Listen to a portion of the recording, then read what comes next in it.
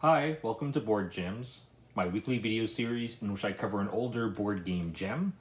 This game that I'm covering this week is a request, and it's gone by lots of different names over the years. The most recent English edition is known as Dream Factory, which is a direct translation of the original German from I think 2000, called Traumfabrik. It is designed by Rainer Knizia. It's been published by a number of different publishers. There's been at least 4 different editions. The original was in Germany was from Hasbro. Then there was the first English edition from Uberplay back in the mid-2000s. This one here is from Philosophia, and it came out, I want to say, around 2010. And then just a couple of years ago, Spanish publisher Ludonova published this version, which is not available in English. This one I have here is Spanish, but I understand there's a French edition at least also. The game is for 3 to 5 players. Some editions say 2 to 5, but it's an auction game. I wouldn't recommend it for 2 players. The game length really kind of depends on number of players. Because it's an auction game and the auctions keep going around and around until everybody but one player has dropped out, the more players there are, the more... not the more auctions there are going to be, but the longer the auctions are going to be. So some editions say 45 minutes. I would say an hour is probably more accurate, but again, depending on number of players. And ages, I would say probably 10 and up. So there's basically 2 approaches to the game, and the original Traumfabrik, as well as this newest edition, Hollywood, goes with a setting of the golden age of the silver screen and includes real actors and real directors from sort of the black and white movie era, whereas Hollywood Blockbuster from Uberplay and Dream Factory from Philosophia go more toward a modern parody. So actually having like the likenesses and slightly fake names for current actors and directors. I'll show you how it plays first, then I'll talk more about why it's a gem. And at the end, I'll talk a little bit about the different editions because I've had the fortune of playing all 4 editions, so I can offer some insight on that.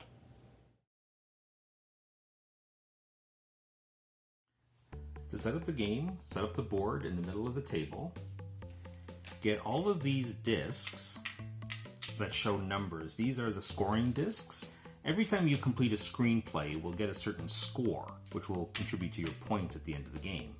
So you're going to arrange and put each number on the appropriate space around the board. Some numbers appear twice. One of them will have a plus. So in that case, just stack the one with a plus on top of the regular one. You're going to get the 4 4-star directors. I'm just going to put them up in a stack right here. Now, I don't have very many of the plastic stands for these. Normally these would stand up. You're going to set up one of these 5-point ones at the end of the track. So there's 3 of them. For the end of the game, we're going to have a few of these. So there's 5 and 10s. Now here are the, depending on the edition, they're either bills, $1 million bills in this case, or contracts. And each player gets 12. Unless it's a 5-player game, then each player gets 10. Each player picks a studio number. So they would get the corresponding shield, a player screen, which they keep their money behind. By the way, all money is trackable in this game, so if you want to, you don't have to play with the screens. You can play with open money. But from a family strategy point of view, it's encouraged that you don't try to worry too much about exactly how much currency another player has. You're trying to get an idea. Do they have a lot? Do they have a little? That's the purpose of the screens. And with each studio, the player gets the matching 3 film strips. Now, there's a bunch of film strips in the game which have various requirements that's shown here on the film strip. There's a number of different types of tokens. This is for director. This one, in this edition, is for special effects. Not every edition has special effects. This is for an actor. This one's for camera work. This one is music. This one can be anything, but it has to be something. And this optional one, the star at the bottom, is for basically a superstar. But a movie doesn't need a superstar, but it will definitely do better if it has one. But that's always optional. The other ones are always required. Each player will start with 3 different ones.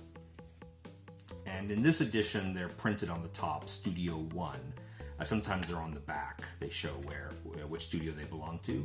So Studio 1, for example, would get these film strips to start. 1 from each genre. They're worth a certain number of stars by default, and you can see in this edition they're jokes: prehistoric park, a repulsive brain, backpack from the future. Usually I found the game doesn't come with a drawstring bag. I like to add it. The tricky thing is some of these spaces you're going to be putting the tokens on, and some of them will go face up, some of them will go face down. So for the face down ones, you don't necessarily, when you pull them out of the drawstring bag, you'll accidentally see them. So ideally you would just mix them all up face down and put them in stacks around the board, but that also takes a really long time. So just do the best you can. So I'll show you for the first round, and for every round actually, each of these spaces is going to get a number of tiles. The first space here is always a 4-star director. On these spaces, you will add this number of face-up tokens, random. And on the party spaces, you're going to add, on each one face-down token per player.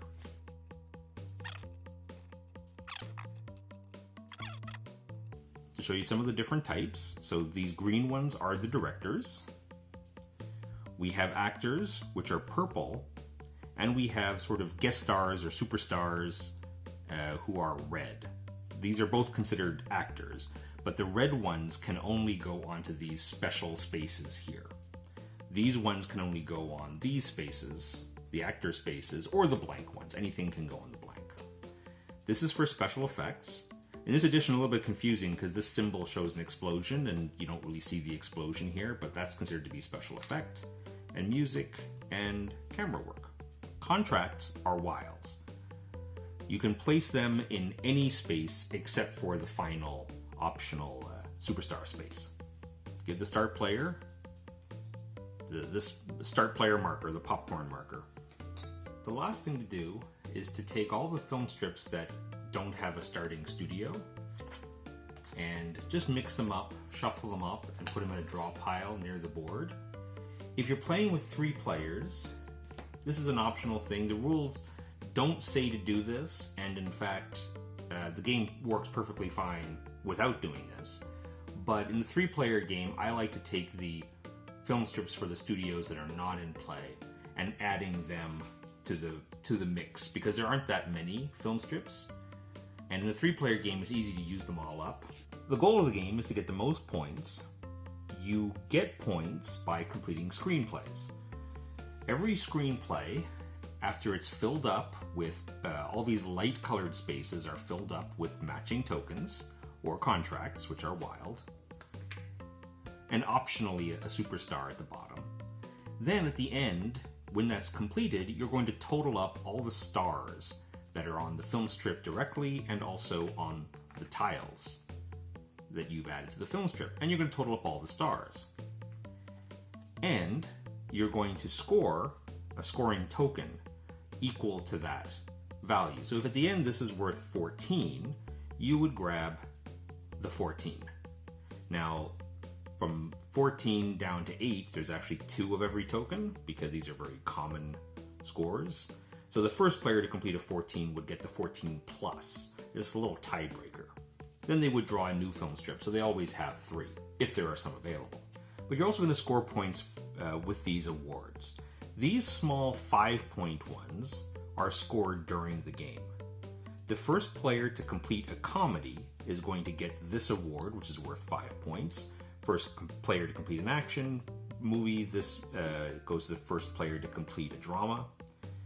As well, the game lasts 4 rounds. At the end of each of the first 3 rounds, one of these 5-point awards is going to go to the current best completed film. And so the same film can actually get multiples of these if it's not beaten later in the game. In the case where multiple movies have the same score, then it's the one who got the plus. And if you complete a film and it's worth 14, say, and both of the 14 tokens are gone, you would take the next lowest one. The 10-point awards are awarded at the end of the game, at the end of the fourth round, for the best comedy, the best action movie, the best drama. This one goes to the best direction. Each player will total up all the stars on all their director tiles at the end of the game. The player with the most stars gets this, and the player with the worst movie gets the Razzie, this 10-point one. And at the end of the game, each token, money token you have, or contract token, at the end of the game is worth 1 point. The game is an auction game, and every round we go through each of these spaces in turn, starting from here and going here, here, here, here, here, here, here, then it's the end of the round. And at each of these spaces is going to be an auction for one player to get all the tokens there. These party spaces that are face down tokens, they work a little bit differently, but all the face up ones are auctions. So starting with this space at the beginning of the game, the player who has the popcorn marker, that's the start player, they're going to go first, and they're going to do an initial bid. You can pass, or you can bid any number, including 0. But if you pass, you're out of the auction. And then it goes to the next player in clockwise order. And every player either has to pass or increase the bid. You're going to do that until all players have dropped out, except for one. That player who offered the highest bid pays that many tokens. Let's say it was 5. He paid 5 to get this token. You could put the 5 in the middle of the board here, like this, and they get this token. Now this token must immediately go on one of the film strips or be discarded. But the order is up to you. So if you win multiple tokens and you put down the first one and you complete the movie, then you put that film strip away. You're going to score for it. You're going to get a new film strip, and then that film strip you can also put the remaining tokens on. This money that is paid to the middle is then distributed evenly amongst all the players. So in a 4-player game, each other player would get one of these. Any remainder stays in here for the next round, or for the next auction, and it gets added in to the payment and gets distributed amongst all the players. The player who won the auction gets this token, and they're going to start the bidding on the next space. The winner is going to get all these tokens. Pays money to the middle, in addition to whatever's already there, and then this gets distributed evenly amongst all the players. No other money ever comes into the game. It is possible to replace tokens. If you place a token, say a director token like this, and the movie is not yet completed, and later on you get a better director token, you could of course put it on a different movie, but you could also replace it. You just put it on top just like that, or remove this from the game. It works the same way. But you always have to replace like token with like token. So if there's a contract here, you can't replace it with a director token, you'd have to replace it with another contract. And one thing that's important to note as well, you can't stall completing a film. As soon as you add the last required token, you must complete the film. Even if this is still available, these empty spaces, anything can be placed in, but once you put something in, then later you want to improve it, you can, but you again have to replace it with the same token. Anytime a film strip is completed, you're going to total up all the stars, and you're going to claim a score token based on the number of stars. If you total up the stars and it's 18, you get the 18 token, you put it on top. Ideally, you would keep the film strip because the number of actors and director tokens on your completed films will still be important later. The other tokens could go away, but you need your director tokens, your actor tokens, including the superstars, and the fact that this token is awarded for this movie, which is an action movie. That'll be important later. So you have to keep your completed film strips available. When we reach to this space, this works a little bit differently. When we reach this space, all the tokens are flipped face up, This is a party, and we don't know who's going to be at this party, right? We're going to schmooze. And the best way to schmooze, the best way to get people involved in your projects is to have actors to go to the parties. Each player totals up all the actors on both their completed and their incomplete film strips. The player with the most actors gets first pick and takes one of these tokens. So the player with the second most actors gets second pick, and so on.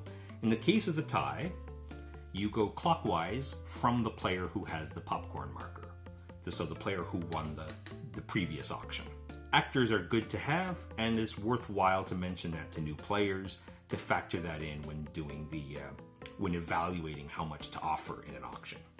And then we go from here and do an auction, party, and then we look at all the completed films, and the film that has the highest scoring token, using the plus in the case of a tie, will get one of these 5-point tokens. Then we refill. We're going to add another 4-star director to this space, and then fill up the rest of the spaces just like we did in the first round. And we do that 4 times. And over the course of the game, the first player to complete an action movie will get this 5-point token. And the player who completes the best drama and the best comedy will get these tokens. But all these 10-point tokens are awarded at the end of the game, at the end of the 4th round. The player who has the single best scoring comedy will get this 10-point token, and likewise for the action and the drama. All the players will total up all the stars on their director tiles. If they used a contract for a director, you don't count the contract tiles.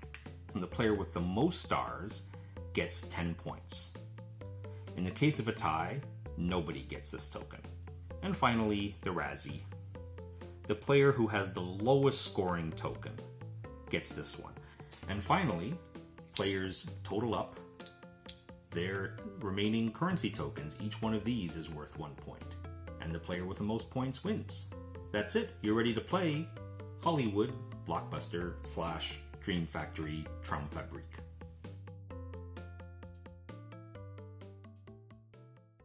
Rainer Knizia is a very famous game designer. In the hobby, he's one of the most famous.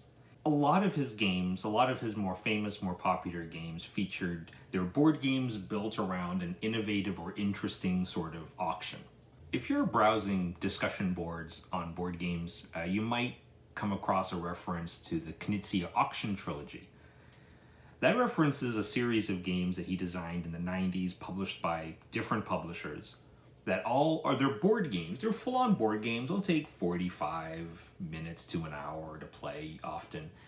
But they're auction games, and they're really interesting auction games. And the 3 that most get mentioned as the trilogy, being a trilogy, would be Modern Art, which originally came out from, I believe, Hans im Gluck in the early 90s. You have Medici. I think the original publisher of Medici was Amigo, and that would have been mid-90s. And then in the late 90s, you have Raw, which was published by Alea. And all 3 of those games are amazing. I'm actually not that big a fan of Raw, but I respect it as a game design. Medici and Modern Art, I love. They're amazing games. The trilogy references those 3 games, but really that's unfair to Dream Factory because this one came out in 2000 originally, like I said, originally published by Hasbro as Traumfabrik. And it's as interesting an auction game as any of those 3. So don't consider it a trilogy, consider it a quadrilogy. But what makes this game interesting in comparison to its contemporaries is that it's a closed economy. Now what that means is that the money that players start with, that's the money that's in the economy, and there will never be more money coming into the economy. And so there'll be between 36 and 50 tokens in play, and that's all there will ever be. When you win an auction, so you have the highest bid, everyone else has passed, you pay your bid, and then your bid, the money that you paid, gets split amongst all the players. If you run out of money, you're maybe out of commission for a while, but as other players win auctions, then you'll be getting some money back. And what really makes that particularly interesting is because in this game you have one, say, full round. There's 4 rounds.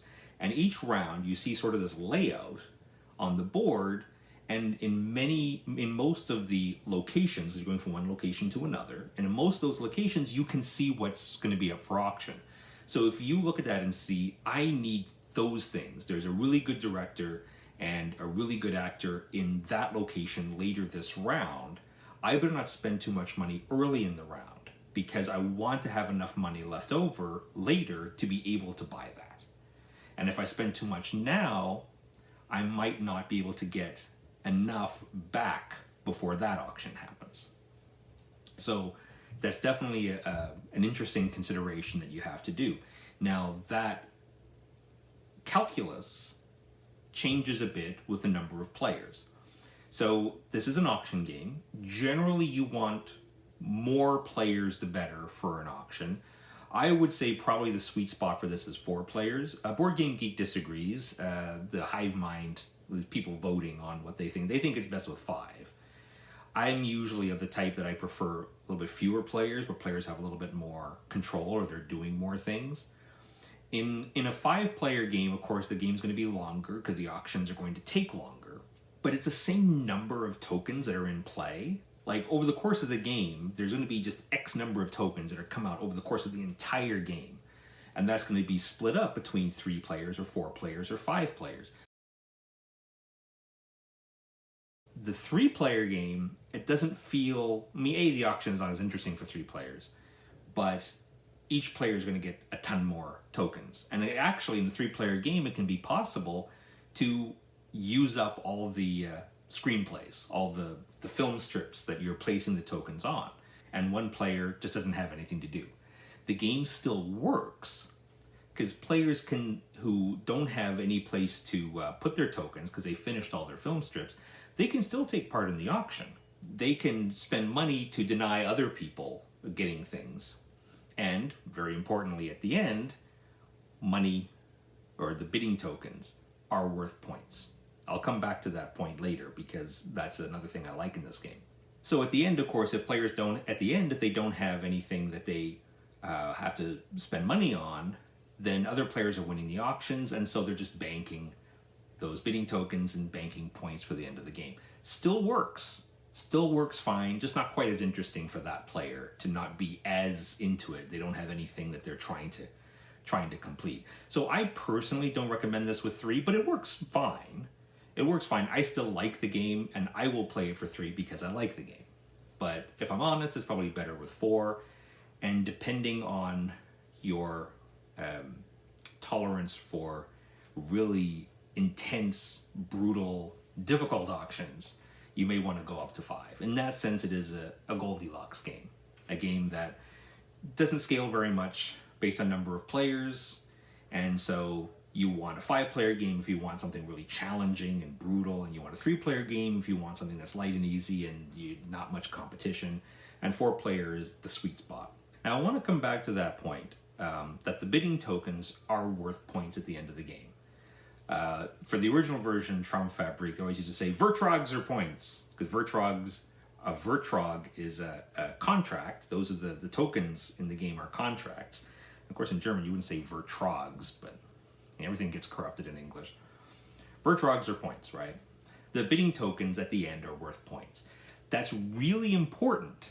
You know, in a lot of auction games, those last auctions just go for insane amounts, right? Like you play Power Grid, those last few power plants, oh my god, they're going to go for ridiculous amounts of money because in the end the money is, say, only a tiebreaker.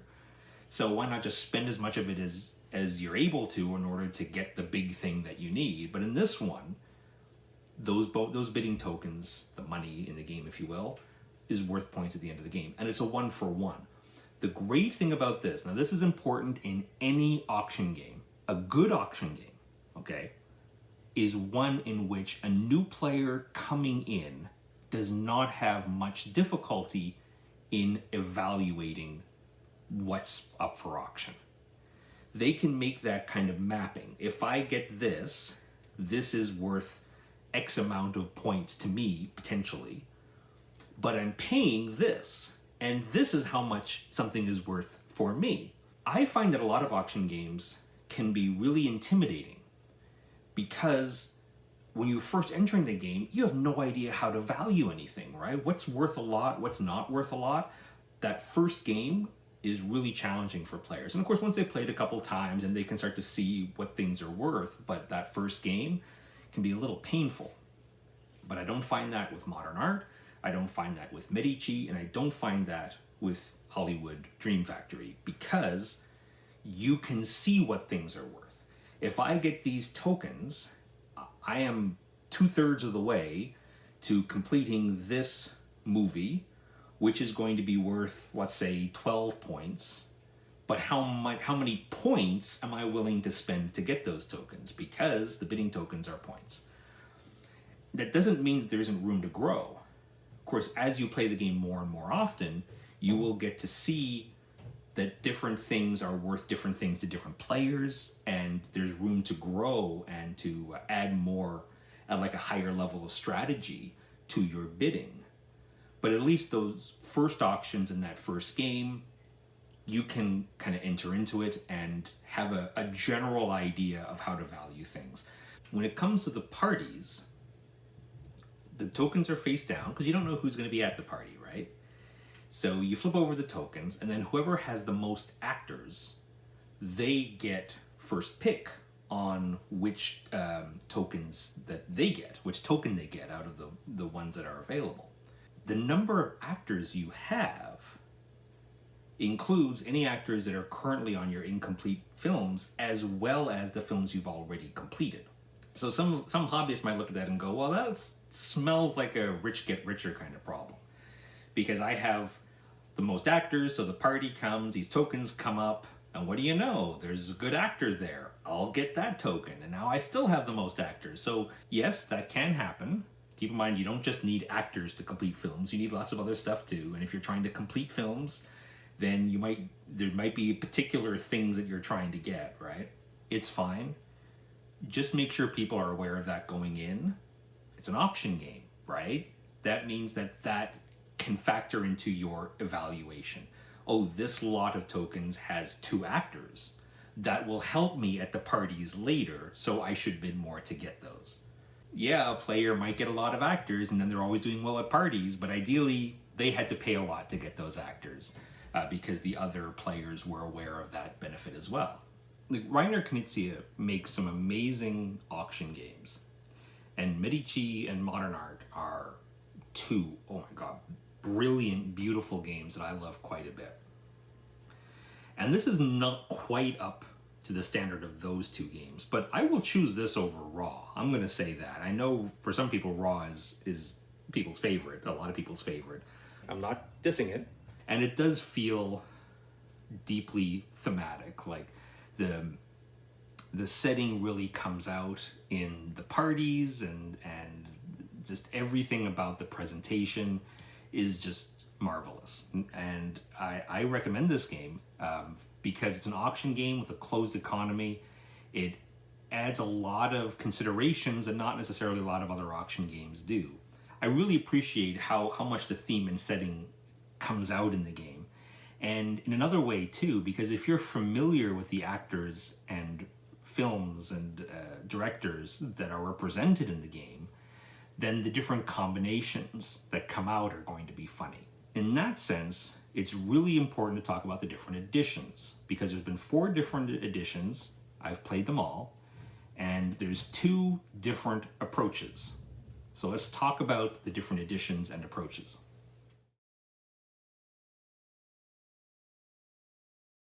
So the first edition that came out was by Hasbro in Germany in around 2000, and it was called Traumfabrik, and later was renamed as Fabrik der Traum, if I'm pronouncing that right. But I will say the literal translation in English is Dream Factory or Factory of Dreams.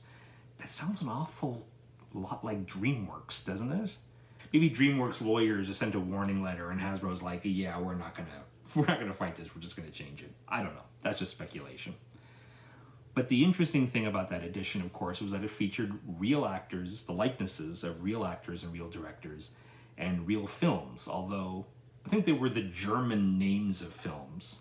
The generally accepted viewpoint is that they couldn't release it in North America. They couldn't release it in English because of the issues surrounding the likenesses of the real actors and directors. But people were clamoring, hobbyists were clamoring for an English edition, one that they could easily get. And so Uberplay, which is an American company that had it was pretty big player in the early 2000s, maybe getting toward the late 2000s. But they released an English edition, which they called Hollywood Blockbuster. Now, the very obvious change, and the change that made a lot of sense, was instead of having real actors and directors from the black and white era, they had more current actors and directors, but parodies. So they'd have parody names and they would be caricatures, the illustrations on the tokens. And the movie names would also likewise be parodies. And pretty bad parodies, if I may say so. And sometimes you look at these and it's like, what even is that movie supposed to be? What's the real version of that?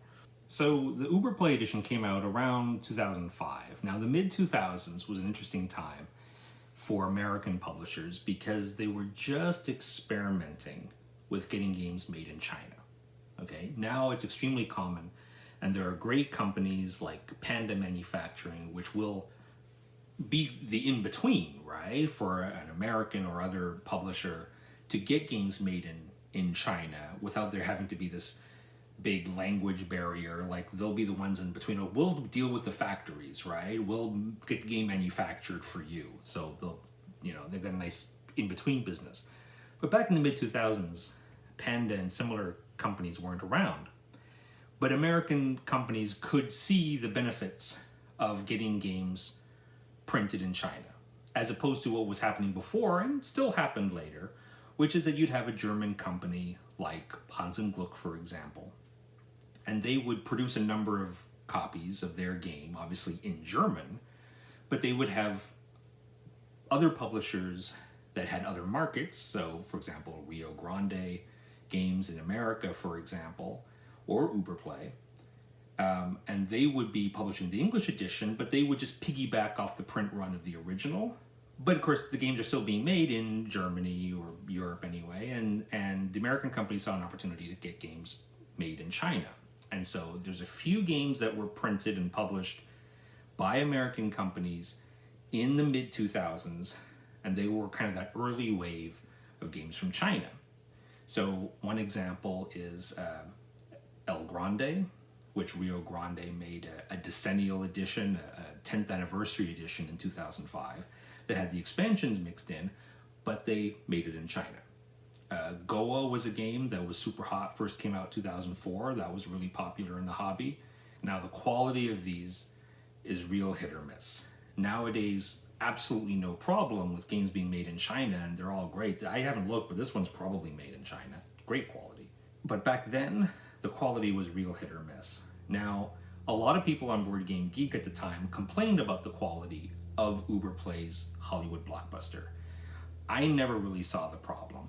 Yes, you could tell it was made in China. The games did look different than if they were made in Germany, but quality was mostly fine. There was a typo. There was a mistake on one of the film strips. It had the wrong token image on it, so a minor gameplay issue. Except for that one mistake in one of the film strips, the quality of the parodies of the actors and the names of the films is really, they make me groan.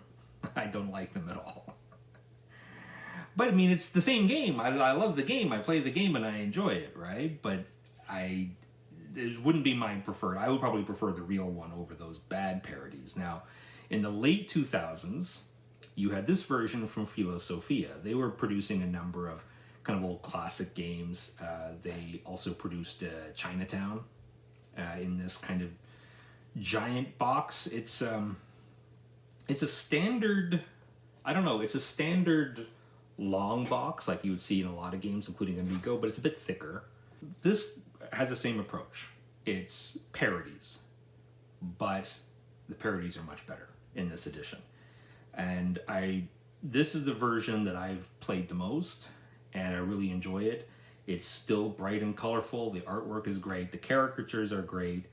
So I happen to really like the presentation of this. The only real downside is that the box is pretty big, but otherwise it's a great addition if you are a fan of the parodies.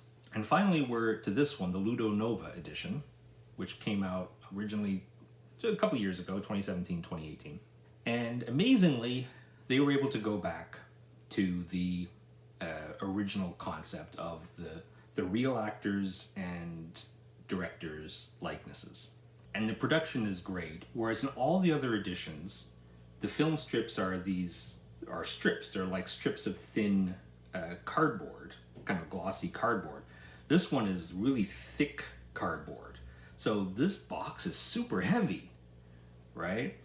Production quality, there's really nothing to complain about. The board is a little bit strange because instead of there being just areas that you drop tokens in, now there's like a street that you have to go from one location to the other by following the street. And it's a nice, fun isometric perspective, which I always appreciate, but it's a little bit, it's not super clear like, oh, this comes after this. There's no very obvious flow like there is in all the other editions. But I mean, you get used to it. But one thing I will say about the new edition, it is a table hog. You got the board, which doesn't have to be big, but usually is big. And then each player, when you can be up to 5 players, has 3 film strips. When you finish a film, you get a new film strip, but you don't get rid of the old one because you still need to know how many points you got for that film and what genre it is, and also you keep all the actors and directors. So they kind of expect you to keep all the film strips that you've completed.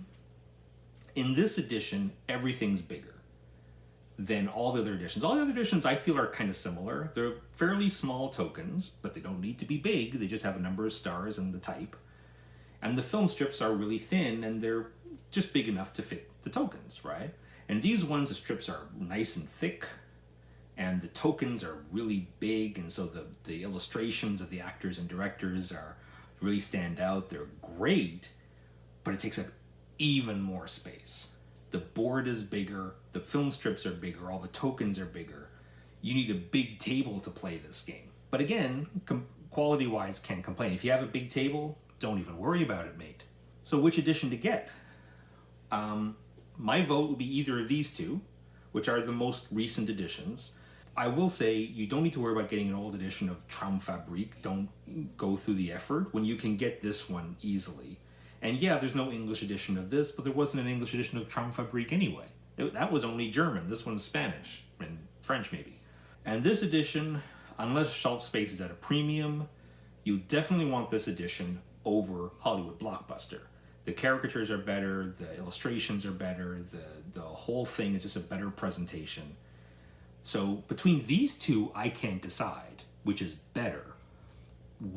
Whichever you would like more really depends on which style you like more. The main factor would be, do you appreciate real actors and directors from the black and white golden era of Hollywood versus a more modern take with caricatures and parodies? A secondary factor would be how much table space it takes up. This one takes up more table space than this. And a tertiary factor may be shelf space. This one obviously is a long box, which I know a lot of people don't like anymore. I never had a problem with it. It's kind of standard. My shelves are quite deep, so I can put the boxes end in and not really lose much space. But yeah, if you hate these long box sizes, this is a fairly standard Ticket to Ride size square box. Those are the main factors, but either edition you can't go wrong. This is a fantastic auction game with an amazing setting that fits the mechanisms super, super well, and it is a fantastic game. Thanks for watching. Remember, games like Traumfabrik, Hollywood, Dream Factory don't get bad just because new games come out. Take care.